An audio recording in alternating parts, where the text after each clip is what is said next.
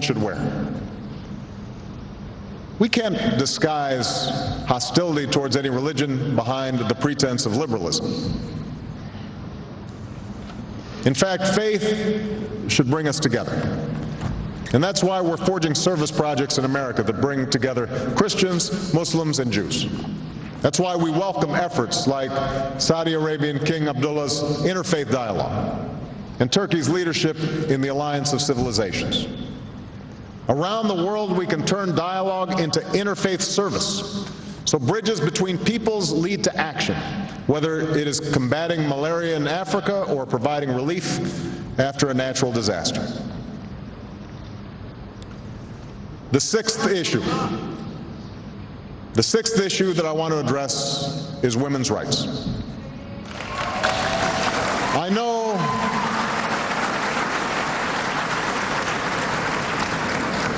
know, and you can tell from this audience, that there is a healthy debate about this issue.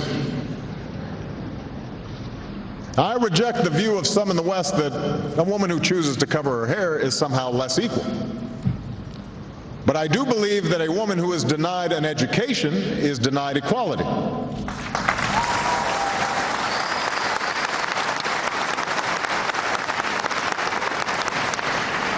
And it is no coincidence that countries where women are well educated are far more likely to be prosperous.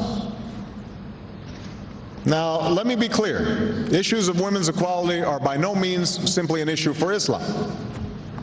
In Turkey, Pakistan, Bangladesh, Indonesia, we've seen Muslim-majority countries elect a woman to lead.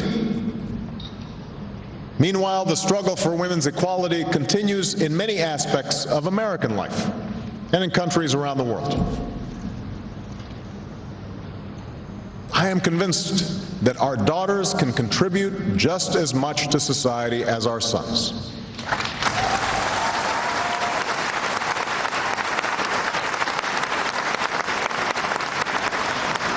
Our common prosperity will be advanced by allowing all humanity, men and women, to reach their full potential.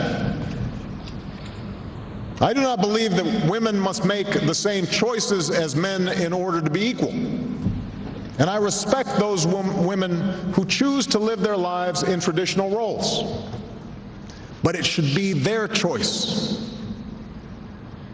And that is why the United States will partner with any Muslim-majority country to support expanded literacy for girls and to help young women pursue employment through microfinancing that helps people live their dreams.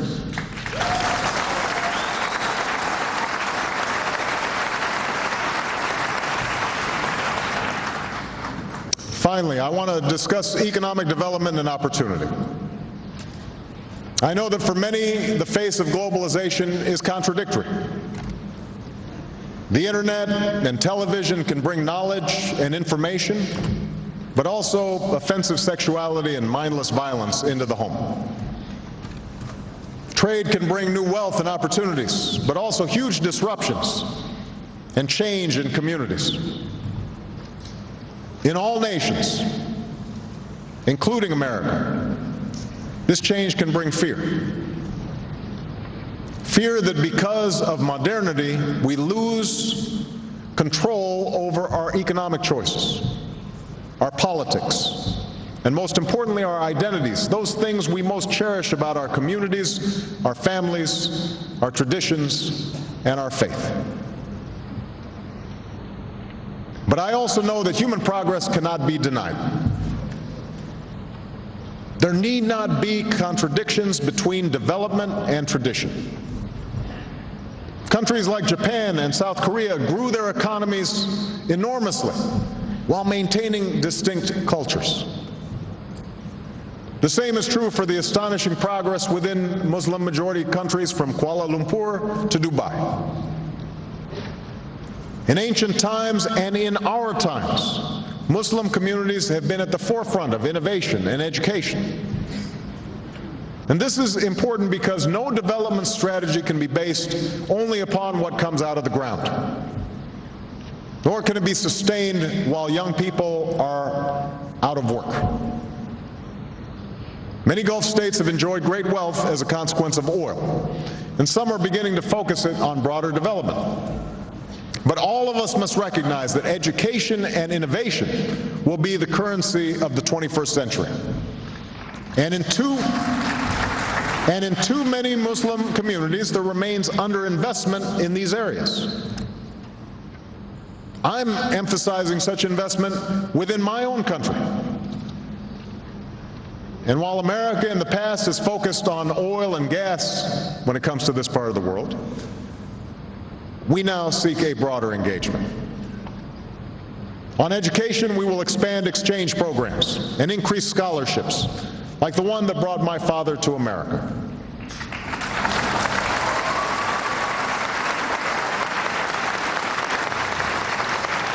At the same time, we will encourage more Americans to study in Muslim communities. And we will match promising Muslim students with internships in America, invest in online learning for teachers and children around the world, and create a new online network so a young person in Kansas can communicate instantly with a young person in Cairo. On economic development, we will create a new corps of business volunteers to partner with counterparts in Muslim-majority countries. And I will host a summit on entrepreneurship this year to identify how we can deepen ties between business leaders, foundations, and social entrepreneurs in the United States and Muslim communities around the world. On science and technology, we will launch a new fund to support technological development in Muslim-majority countries and to help transfer ideas to the marketplace so they can create more jobs. We'll open centers of scientific excellence in Africa, the Middle East, and Southeast Asia, and appoint new science envoys to collaborate on programs that develop new sources of energy, create green jobs, digitize records, clean water, grow new crops.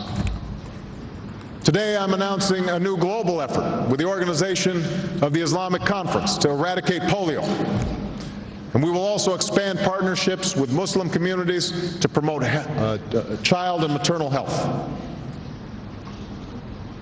All these things must be done in partnership. Americans are ready to join with citizens and governments, community organizations, religious leaders, and businesses in Muslim communities around the world to help our people pursue a better life.